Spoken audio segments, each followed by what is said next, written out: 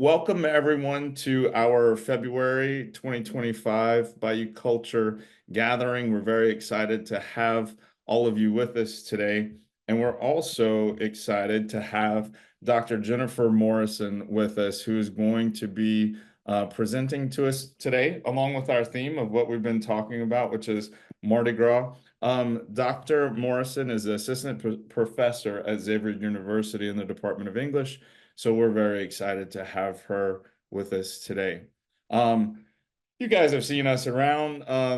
These folks make up the management team. Myself, I'm the executive director over at the Wetlands Discovery Center here in Houma.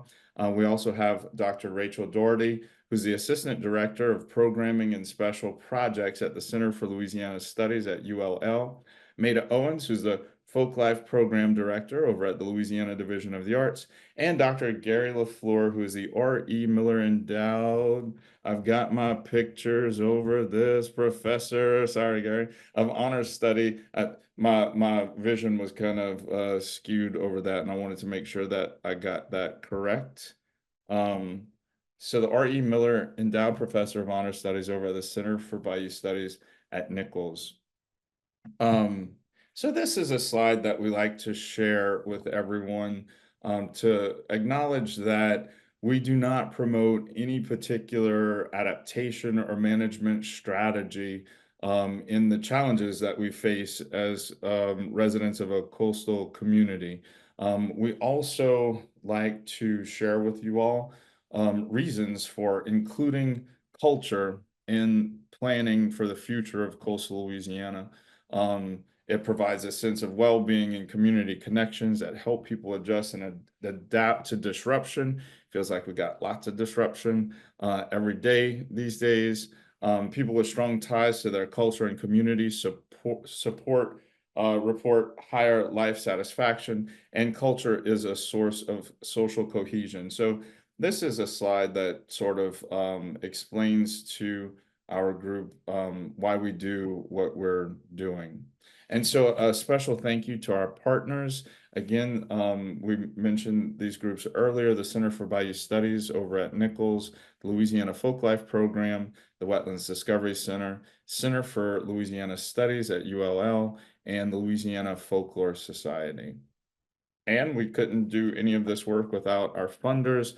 So a special thank you and acknowledgement to the National Endowment for the Arts, the Barataria-Terrebonne National Estuary Program, Restore the Mississippi River Delta, the M.J. Sindler Family Fund for Culture and Media, the Louisiana Office of Cultural Development through the Division of the Arts, and of course, the Louisiana Endowment for the Humanities. I'd like to now ask Maida if she could talk a little bit about today's spotlight. Yeah, I'm really pleased that Hattie Addison finally agreed to do a passing it on workshop, and we've got the contract signed. This is one of the rarest of African retentions in in North America, really. This is a African circle dance that was retained in Winnsboro. They do it for Easter Rock, but there used to be other types of rocks where they would celebrate in similar ways. And so the Passing It On workshop grant will help support them to teach more people about how to perform this ritual. So thank you. Thank you very much for that. And so today's agenda, we have Dr. Jennifer Morrison with us.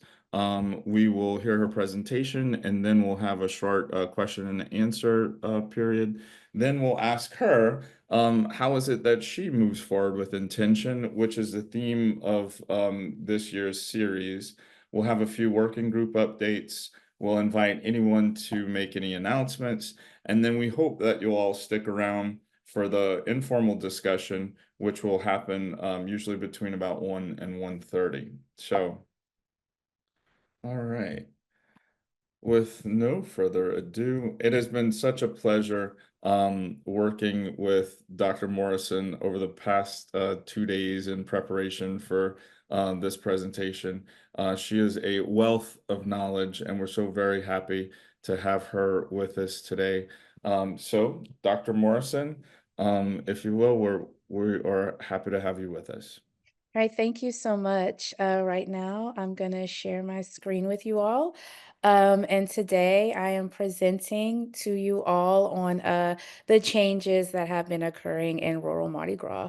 If you're unfamiliar with Weatherall videos, these are snippets of videos that a videographer named John Weatherall, he's employed by KLFY. And what he does is in spare time is he goes around filming different people at different festivals, particularly at Mardi Gras and Carnival.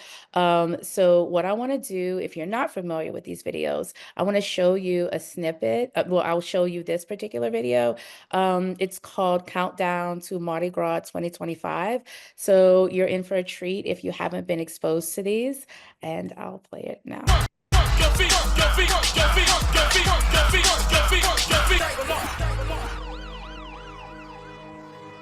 What the hook's gonna be?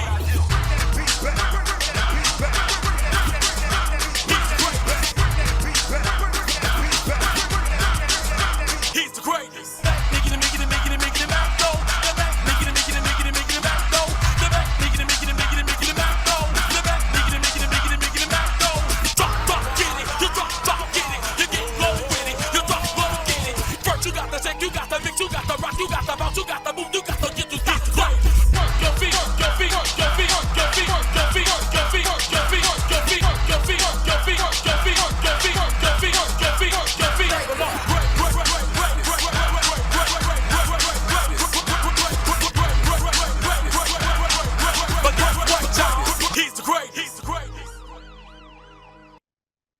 Okay.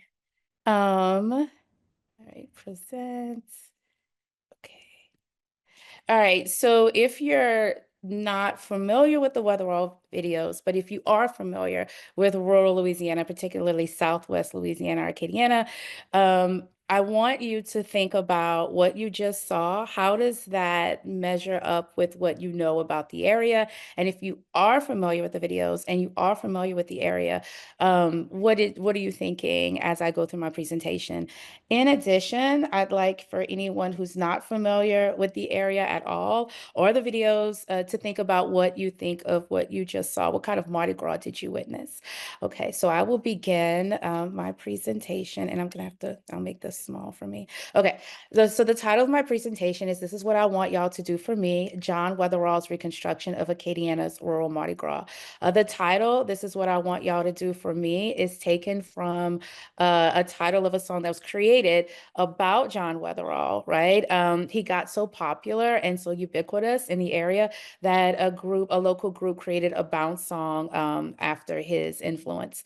And if you're unfamiliar with bounce music, it is a form of music that is very popular in New Orleans, especially.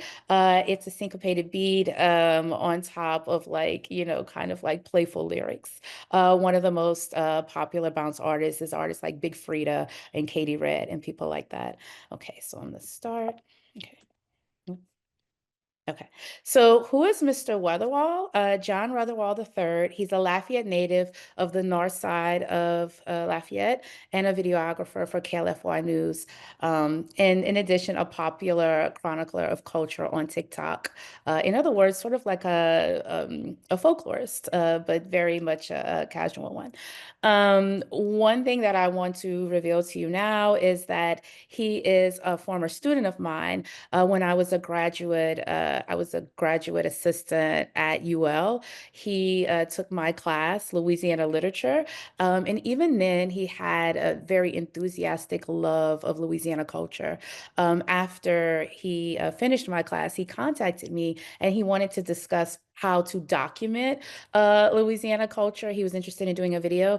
We never connected on that, but now that I see his work and all that he's done, I can see the progression of his ideas. So it's really exciting to see it grow and expand in the way that it has. One thing that I will say is both he and I graduated from the same high school, Northside, and that's on, like I said, the north side of Lafayette. That high school, in addition to other historically Black high schools in the community, in Lafayette's community, like Paul Bro, and I'm thinking another school that closed years ago, Holy Rosary Institute. The enrollments are down, and there is a threat in regards to like the sustainability of those schools. So the education systems that have educated people like Mr. Weatherall and me are under threat of closing currently in Lafayette. And I want us to think about that as we think about our discussion of what these videos are doing. Okay, so some questions I have for you at the beginning of this presentation, and I'm going to return to them at the end. I want you to think about it as I present this material to you. Historically, how can we understand community in rural Louisiana, particularly Southwest Louisiana? What are the Weatherall videos saying about community? Is there any tension in the videos that suggests there may be inherent problems to creating lasting community? And finally, how can we think about community in terms of investment, financial, cultural, spiritual, and emotional? And I also want to give you a little bonus thing to think about. How does carnival, particularly carnival celebrations, encourage a certain type of investment, if it does? And is that investment sustainable? All right, so traditionally, if you think of rural Mardi Gras, you think of something like this. Lafayette has a whole day affair where about 4 parades roll on Mardi Gras Day, and then, the weeks coming up to Mardi Gras, you have different like parades, like evening parades that go on. In the towns surrounding Lafayette, your Karen Crows, your Scotts, your Youngsvilles, and even out extended to Eunice, Mamou, Jeanerette, there are rural celebrations. Usually these towns have their own parade, and the parade rolls for a whole day on usually a Saturday or a Sunday. And that resembles kind of like, a traditional Mardi Gras parade. Usually the whole town's participating in it. And then sometimes you have places like Church Point, Mamou, where you have this type of Mardi Gras where people chase chickens and they dress up and they ride horses and do things like that. I will tell you, as a resident of Lafayette and someone who has ties to both Scott and Karen Crow, the more rural the Mardi Gras, the less likely I am to participate in these traditions. I'll attend the Karen Crow parade I have for many years, Scott Parade, but I am not someone who is familiar with the type of celebration that is embodied in this photograph. Another thing I kind of want to call your attention to is I don't know the identity of the people in the photograph, but I can probably guess. And I want you to think about how welcoming that image is to people throughout the region, or, and then outside of the region. Like, how welcome do you think different types of people would be at this type of Mardi Gras? So the videos, Mr. Weatherall videos, usually feature a variety of local Acadiana residents at festivals, and he became well known because of his Mardi Gras videos, which feature dancing to rap music. And you might ask, well, why are they popular? And why have these videos, or rather certain ones, gone viral? And I'm arguing that they feature a type of racial integration that is desirable in a post-civil rights Southern society. They accomplish this by featuring different groups of Southerners, Black, white, Latino, and Asian, partying together and listening to contemporary Southern Black music, as you heard, bounce or trap. Seemingly, these videos challenge dominant notions about Southern culture and Southern landscapes. But do they? Because usually it's the white revelers who go viral. And one of the things I want us to think about, and if you're familiar with the videos, you know which videos have probably gone viral. I'm not going to talk about them today. You can look them up. But there is a way that the Mardi Gras participants who are white are engaging in Black culture that seems to be the goal of sort of like a integrated society, where conservative appearing white people are just partying and dancing along to urban Black hip hop, usually artists that are located in Louisiana, for example, Kevin Gates or Lil Boosie. Okay. One of the questions I had when the video started going viral, well, why were they not considered cultural appropriation? And the reason that I could tell they weren't considered cultural appropriation is because I'm checking the comments. When the videos go viral, they're on TikTok, they're on YouTube, they're on Facebook, and people are just praising them and saying things like, oh, Louisiana's different. Even people in Louisiana are saying, yeah, we're just different out here. I miss living in Louisiana. I love my state. We all get along. We all party together. together, it's all love, things like that. And people outside of the state who are consuming these images are saying, man, that's really cool. That's so fun. I didn't know y'all got down like that.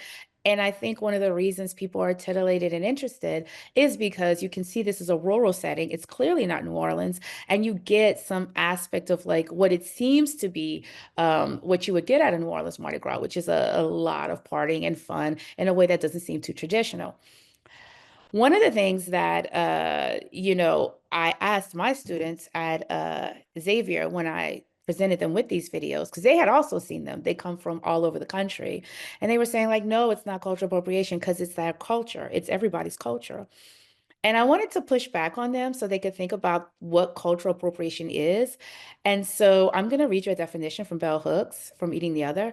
Cultural appropriation of the other assuages feelings of deprivation and lack that assault the psyches of radical white youth who choose to be disloyal to Western civilization. Concurrently, marginalized groups deemed other who have been ignored, rendered invisible, can be seduced by the emphasis on otherness, by its commodification, because it offers the promise of recognition and reconciliation. And so what I'm seeing in these videos is this promise of recognition and reconciliation of rural and urban Black culture existing along rural, traditionally white culture, right? And it seems like everybody's doing something new and different. I think when you're outside of the community, it appears to be that way, but what I think people within the community understand is that this is also a part of Carnival. In my research on Carnival, one thing that you see repeatedly is part of the catharsis or the ritual of Carnival includes like a racial form of play. Like you have blackface, right? You have aspects of dynamic switching from power dynamic switching that are racialized. So you do see this in traditional carnival play in both urban carnivals and rural carnival. And historically, local Acadiana festivals have a tradition of segregation. In this article from Jody Skipper and David Wharton, Diasporic Kings and Queens, Lafayette's Black Mardi Gras Performance in Historical and Hemispheric Context, they tell us that Lafayette Mardi Gras development was an essential option for African Americans in segregated Lafayette.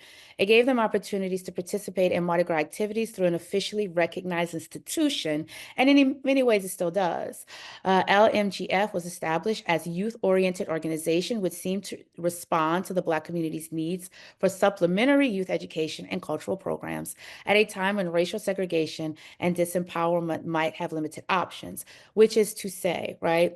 The ways that this particular community group invested in Lafayette Mardi Gras, they came up with the funds themselves. It's a community group. They raise the funds. They put on the Mardi Gras parade. They have people who are from the Black community in Lafayette participate in it. And if you've ever been to Mardi Gras Day in Lafayette, you'll note that it's either the second to last or the last parade that rolls, and it's almost majority Black. Another thing you might notice, and this is uncomfortable to say, is that Mardi Gras parades still to this day are kind of segregated in that you don't see a lot of Black presence on floats participating in the different crews. In addition, the rural Mardi Gras participatory parades, like the ones that roll in Youngsville and Scott and Karen Crow, they include the whole community. But when I was attending as a child and as I got older, it wasn't that diverse. So one of the aspects of participating in a Mardi Gras parade is you need buy-in. You need to be able to either have access to a float or know somebody who has access to a float. You need to have to buy your own beads or buy your own throws. It's a commitment, and it's a commitment that requires not only money, but access to people who are running the crew or who can afford to have a float, right? So there's a lot going on there. And historically with Lafayette and these surrounding areas being segregated, in the history of oppression in this area, a lot of Black people don't have access to both the funds and access to who's running the parades. So what happens is you have this one parade where Black representation is so important.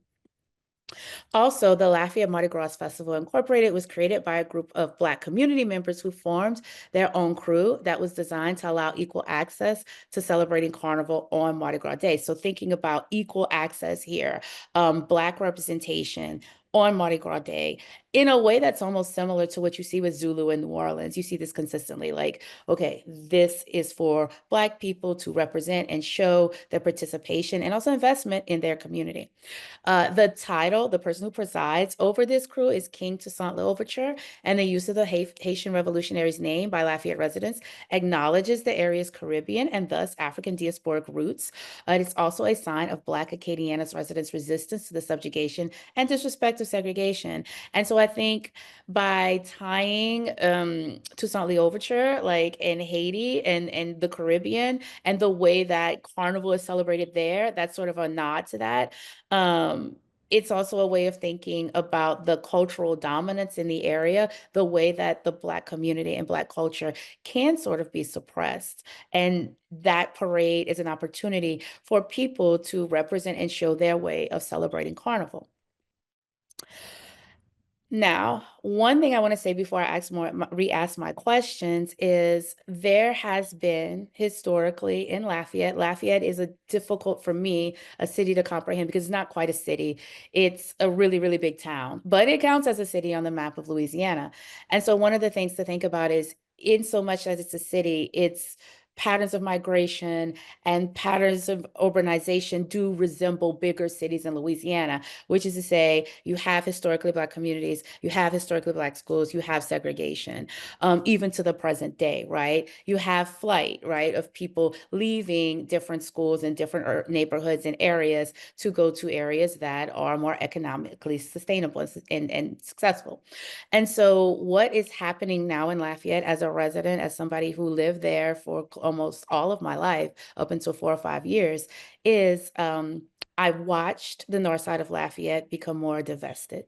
There's food deserts, the education, like I said at the beginning, the schools are in threat of closing. There was a school board meeting early this year or late last year where the threat of closing some of these prominent schools that educate historically Black people in the communities are under threat of closing. And the surrounding areas, like your Karen Crows and your Youngsvilles, are being built up as Northside Lafayette is being divested in. And so I'm thinking about what in these videos, like where does all that energy go from? Where does all that energy and culture go to? And as John Weatherall, as someone who grew up in that area, who graduated from Northside, who was a part of North Lafayette, I'm wondering if those videos are a way of chronicling or seeking out or establishing some of that energy, that cultural energy, and maintaining it even as it's being sort of erased because of economic factors. So I want to close and ask my questions again. Historically, how can we understand community in rural Louisiana, particularly Southwest Louisiana? How does that video that I showed at the beginning, and if you're unfamiliar with those Weatherall videos, you can use that video as a touch point. But if you've seen more videos from John Weatherall, how can you think of those videos and how does that interact with what you know or what you're familiar with in regards to rural Louisiana? And what are the Weatherall videos saying about community? Is there any tension in the videos that suggest there may be inherent problems to creating lasting community? And how can we think about community in terms of investment, financial investment, cultural investment, spiritual investment, emotional investment? And how can we think about Carnival as either interrupting or propagating or the potential of it enhancing that investment? And also, if you're interested in any other work that I'm doing, I have my contact information at the bottom. It's JMORRI19@zula.edu. I know the print's a little aggressive, but I'm going to leave this up here, and I think I'm open for any questions or discussion. Thank you so much for that, Jennifer.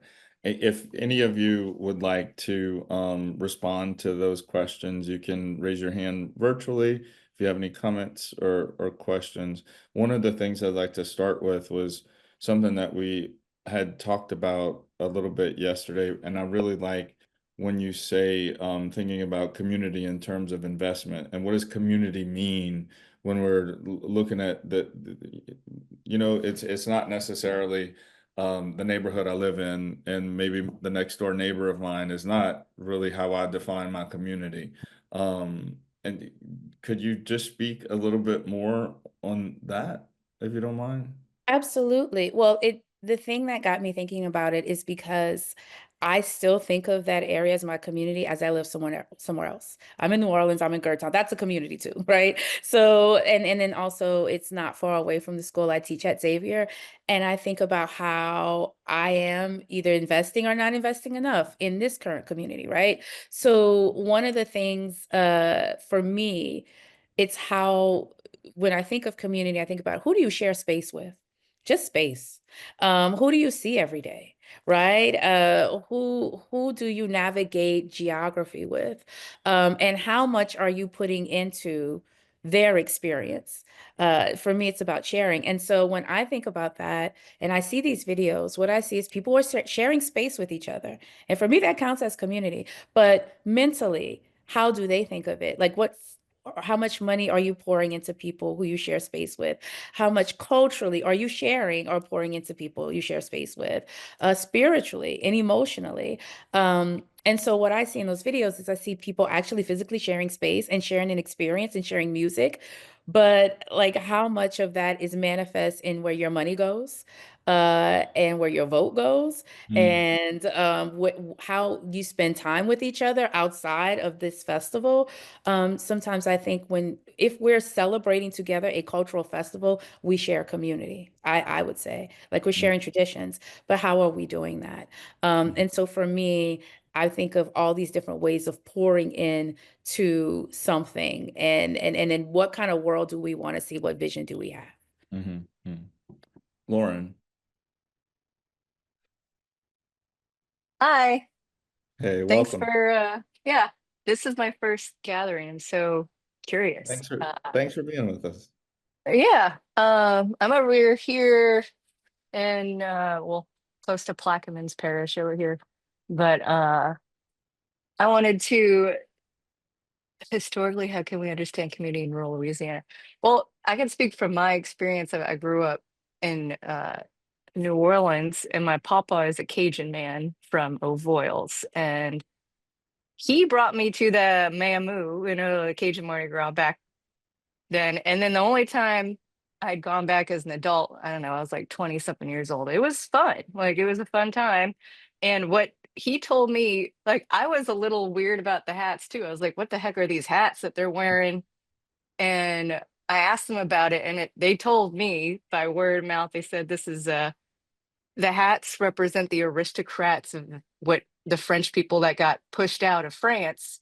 And they had like they also wear like what are they called? The hats that you graduation hats. They decorate those to be like, oh, you went to a university. So it's like The in a way martyr like board, the martyr board, yeah.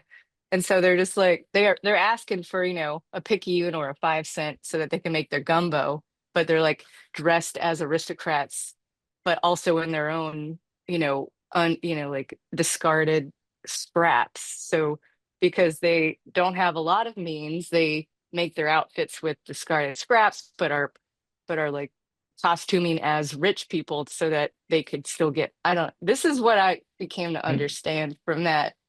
And it doesn't look inviting, obviously, because of the hats, which was a concern for me to even go to it as an adult when I was realizing this. But I learned that, and I am like still on the cusp of it. I'm like, okay, so that is tradition from them, but if you're not aware of it, it can be very scary. Yeah. mm, And the videos you showed, I was like hyped. I was like, yeah, I love this music. I love bounce, and I love Lafayette. And I grew up in New Orleans, so it's like I'm used to the Mardi Gras that look like that, right? For the most part. And I've only gone to Cajun one a few times, but I'm trying to like get back to those roots because, my papa only spoke Cajun when I was sick. So I didn't know I was going to the doctor. You know what I mean? So I wanted to like learn more about that. And, uh, I like to play the Cajun music and eat Cajun food. So I want to go to Cajun Mardi Gras. New Orleans Mardi Gras is real fun, but I want to try it, and when I come to think of it, I haven't seen any Black people there before, in the Mamu.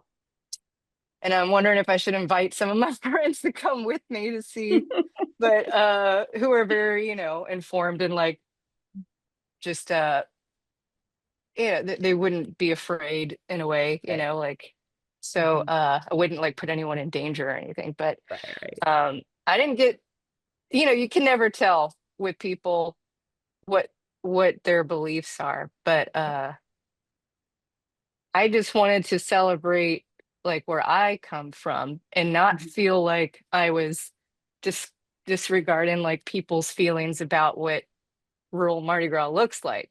And being a person basically from New Orleans, I know how to dance. I know how to do all that stuff that they're doing in these videos. And I like to do it with everybody.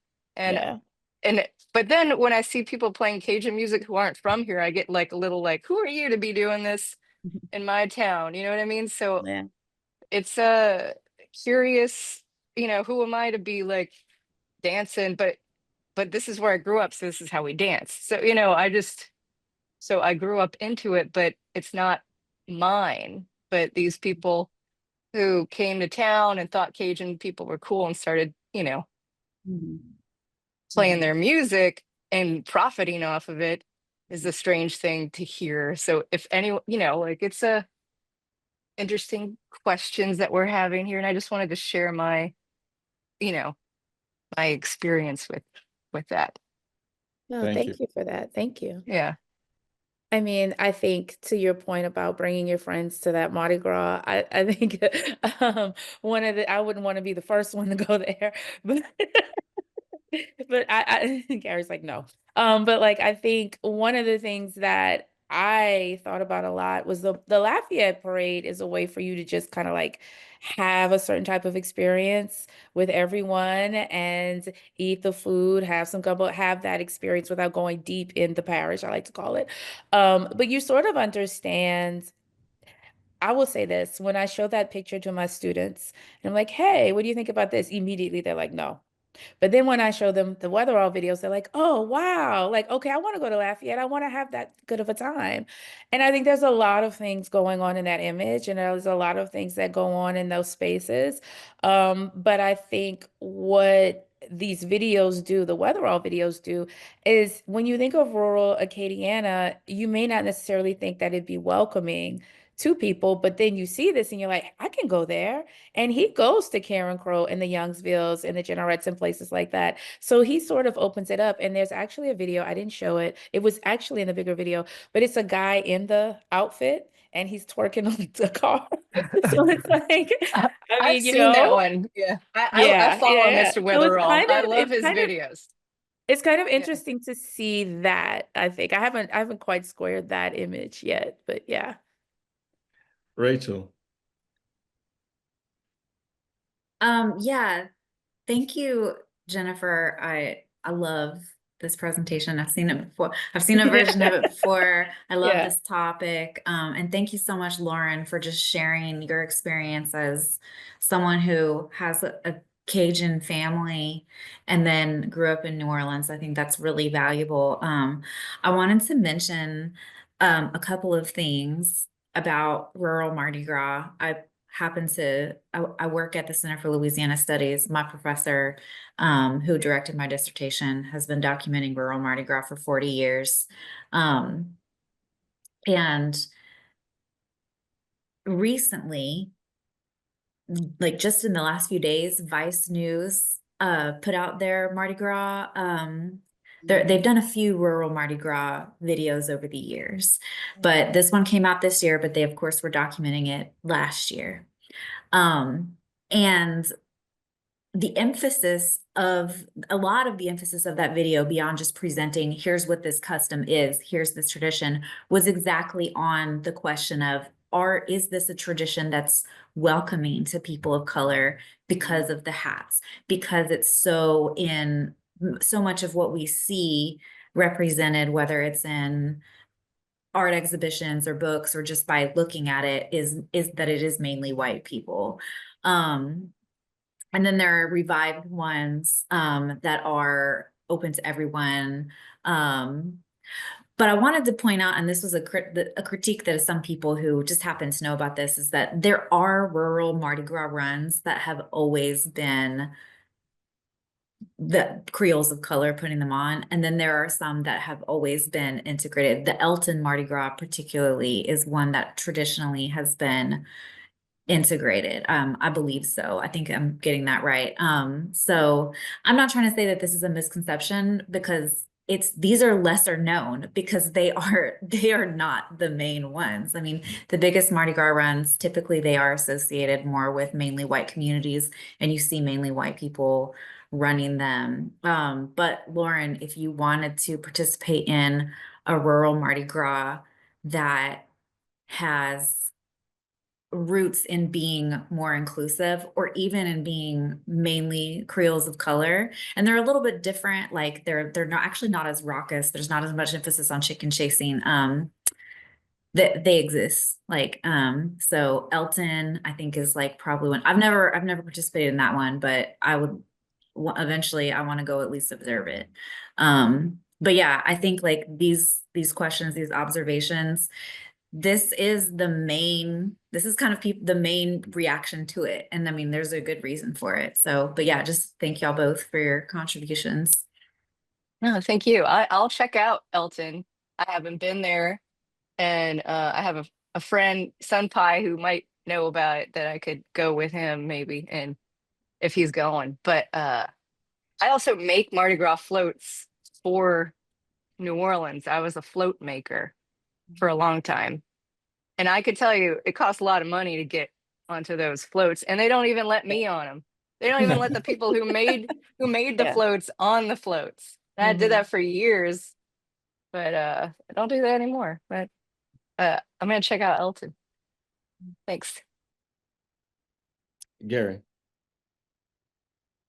I appreciate the the talk, Jennifer. That was awesome, and I do like the questions that you're raising, because in the room here, I don't usually call myself an expert, but like the room is full of cultural experts here, in a way, and if somebody should be able to answer whether there's cultural appropriation going on, it should be us. But I find that's a real hard call.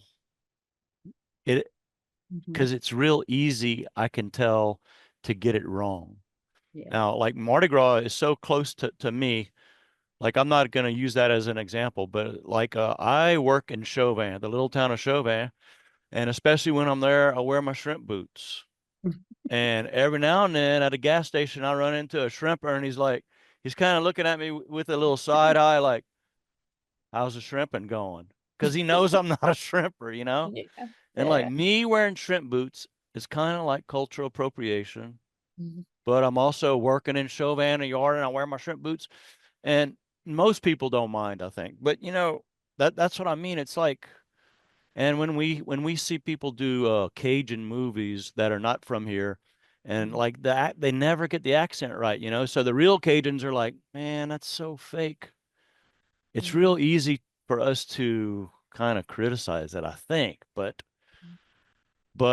there's also a lot of kindness in the video that you showed, it seemed like Yeah. to me, right? Mhm. And it's hard to call. It's kind of like you know it when you see it, but like when you see that you're accepted, then you kind of can tell. It's just like it's scary, because even in Louisiana, I think we want to cross lines, because especially the people on the call here, we're all curious.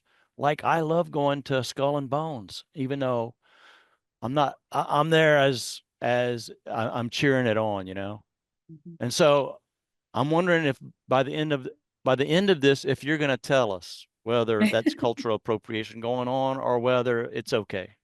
Are you going to give us the answer? Well, I'll say this, in my research, one of the things that's really complex for me, and I think the version that I think y'all saw at LFS a year ago, one of the things that I think I landed on was it's tricky to sort of think about, if we're not even thinking about whiteness, but thinking about like a Cajun identity as appropriating culture because of Louisiana's weird history. I mean, so, you know, you all know 100 years ago, everybody was Creole, but there was a division that needed to exist according to racial designations. And so there's a lot of traditions. I just say, as a South Louisiana resident, I grew up in Lafayette. My dad's people, and I'm doing the thing, so I'm sorry, but my dad's people are from Carriacou and Scott. I'm doing the thing. And there's a lot of cultural traditions that I share with everyone who grew up in that area. My grandma spoke French, right? All of the old women in my family spoke French. And they didn't pass that tradition on to their children. And so when I hear people who are Cajun say that I have that experience, I'm like, yeah, I have that too. I eat these same foods too. I'm Catholic too. I do all these things too. And yet there's a very strategic difference that you could argue is historical and also political, which is race, right? And so there's a way that I think it's painful, I think, to see people sometimes be accepted who don't share the cultural traditions of the place, but share the racial designations of people and be accepted and know that you won't be accepted in that way. So, like, you could be a white guy and go to Church Point and participate in that in a way that a black guy from Church Point may have anxiety about that, but still share a geographical, historical community with people. And so I think there's something about the videos that makes me feel good and hopeful about our potential to share actually who we are. But also what's undergirding that is, and I not to belabor the point, the reason a lot of my students don't assign a cultural appropriation designation to the people celebrating when they are white is the fact that they're dancing to Louisiana music and Louisiana rap, bounce, trap. But that's urban music too. That's coming out of Baton Rouge and New Orleans. But Louisiana people, as you all know, have a real strong identity, and it comes across in the participation such that even the rap music is homegrown, right? But there's a way that I think even that sort of doesn't tell the story of how sometimes we felt historically about urban Black culture in the state as well. Like, you know, thinking about migration patterns, thinking about things that happened during Hurricane Katrina when people had to migrate out of New Orleans, how people, the conversations, right? And so I think when I see these videos, I see potential. I see lots of potential. And I'd like to see that potential follow through. I think that's what I'd like. And so I think for me, the question becomes how does that, what we see in those videos, that temporary moment of carnival where we're all celebrating, how do we make that last? How do we make that joy last? I don't know. I think that's the question I have. Yeah. Thank you for Hi. that response, everyone. I'm sorry.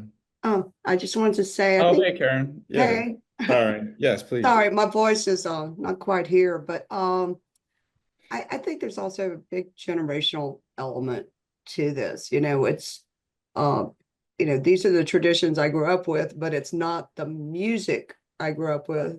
I like it. I couldn't dance to this stuff, and I think it's we have a whole generation of people for the last 20, 30 years who've grown up with this kind of music, and it feels, like part of their identity in the same way that rock and roll was part of mine. And so I think there's that going on too. And yeah, I think music does bring people together, but it's not a straight line. No, I mean, I think that's a great point about the music. I mean, pretty much everybody you see in the videos is probably under 30. And I also think, sometimes there's a old lady or a papa who's getting down in the video and they go viral or something, or they get attention. But I think you're right. There is something about that particular brand of music that allows a sort of expression in both the body, right? For people to dance and have fun and do that. That opens up sort of like your ability to participate in the Mardi Gras that is resembling some other carnival traditions. I mean, I've shown these videos to people who are from the Caribbean and they're like, that looks like our carnival, right? That looks familiar. And that makes me smile and gets me excited. But I also think like, how else are we connected to the dynamics of the Caribbean, right? Like, is that another conversation that we can have? And thinking about diasporic dynamics and cultures, one of the things I think that's underlining that I'm having to grapple with in my research is, what do you do, not just with the Black community and their ties, because you understand how much of a part of the diaspora the Black people are in this area, right? But also, like, what do you do with whiteness and Cajun identity in reaction to that whiteness, right? So the history of Louisiana situates it as sort of liminal, but like politically and economically, it's sort of not, right? And so I think that for me is also one of the questions that I return to. The potential of this area is people doing what they do historically, but I think what the Black community is doing is trying, and even through something like Weatherall videos, is just doing what you do, representing diasporically. This is what people, historically Black people, have done and participating in culture. But the white portion is what's interesting. And when I say white, I'm also thinking about, if you watch the videos, if you're familiar with the Weatherall videos, other videos that have gone viral have been of like white people celebrating as enthusiastically and almost resembling like a sort of like celebration that you would expect from like a Black celebration. And that's what's going viral. And so I think too, it's like, okay, so what are those people? What are they thinking? How are they living and how are they investing in their love of Black culture, right? But are they also investing in other ways in Black culture and community and all of that? That would be my question. But that's a great observation. It's absolutely generational. Thank you for that. If we could, just to be mindful of time, and Lauren, I see that you do have your hand up, and I do want to get to your comment and question. We're gonna just continue and wrap up this portion, but we hope that everyone will stick around from 1 to 1:30, where we'll have just an informal discussion. So let me share my screen again. And the question that we'd like to ask to you, Dr. Morrison, is how do you move forward with intention? How do you do it? Okay. So I've thought about this a lot. And one of the things I'm trying to do is to hold myself accountable to my interest, which is to say, this is my research. I am invested in regards to academia. Like, I'm interested in this area, but I no longer live there. And so, but I grew up there. I've been raised and shaped there. So how can I, even though I'm not there, and I no longer pay taxes there, and go to businesses there and support there, how can I still invest in my community even as I no longer live there? And then that's something in being intentional about that, which means I'm not just talking about these things, I'm putting my money where my mouth is. And that is something that I think as academics, we have to try to do more of, which is like, oh, we study a place or we think about a place and we make our bones and get our publications and get speaking engagements based on talking about a place. But how do we really live and engage with that place? And that is, it's hard, right? It's hard, but I do think that I'm trying to be more intentful about my investment in my hometown. Mm. And so those are different. I'm thinking of different ways to like still continue to invest in that, and not just like economically, like money, but also in the issues that I care about and what I'm here to help and what I'm here to do and here to expose people to the issues about. So yeah, that. Thank you for that. Thank you for that. I appreciate that. All right, so just to wrap up for the formal part of our meeting today, we like to give you a little bit information on the working groups. So we have the French language preservation group that meets the second Tuesday of the month at 6. The conveners are Miss Ivy and Amy. We also have culture and coastal planning. That's every other Monday at 2. The convener there is Erin. Artists and Tradition Bearers, that's the third Wednesday of the month at 7 with Lauren, and then Protecting Collections, the third Thursday of the month at 2 with Pud, and Preparing Receiving Communities, the third Tuesday of the month at 2 p.m., and that's with Madeline. So if you have any interest in joining those groups, please reach out to us and we can put you in touch with the folks who are organizing them. We hope that you'll join us for our next gathering on Friday, March 21st at noon. we will have Glenn Petrie with us. Many of you may know him. He's a multimedia storyteller, jack of all trades, director, does wonderful work, exhibit designer. And he will be with us to talk about the importance of storytelling, especially in terms of transferring culture. So if anyone has any announcements, Lauren, I know that you're there to also have a comment, but if anybody has any announcements of things that are coming up, please feel free, raise your hand virtually to share with the group if you have anything. I do have an announcement, Jonathan. Can you hear me? Yes. So the Center for Traditional Boat Building, they're a Lafourche Parish museum. If you know anything about their history, they have they basically lost their building that they housed their collection in during Hurricane Ida. The town owned it and has recently sold it. So they are moving to Nicholls State University. They're starting their fundraising plan. They're a really big member of our Protecting Collections working group. They're actually going to have a wooden boat parade. It's going to be in May. And so at the next gathering, we may have more information for everyone about that.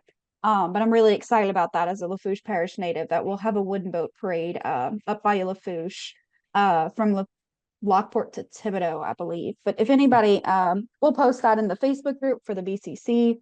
It may be in one of our special newsletters, but just starting to get the word out for that group. Wonderful. Thank you for that. Also here at the Wetlands Discovery Center and the Waterlife Museum, we will be hosting a Passing It On workshop with Miss Geraldine Robertson. We are super excited to have her with us. She makes split oak baskets. And so the workshop begins on March 17th and runs through March 21st. So it's a week-long workshop. It'll be from 10 to 3. And we're just super excited to have her with us to be able to pass along that tradition. And also thanks to Maida and Louisiana Folklife for being able to help fund it, and then also just put the pieces together to allow us to do that. So we're very appreciative of that. Anyone else? Any other announcements? All right. Okay, so that concludes the formal portion of our gathering for today, but we really hope that you'll stick around for the conversation that continues until 1:30. If you would like to get in touch with us, our contact information is right there below. And thank you again so much for being with us today.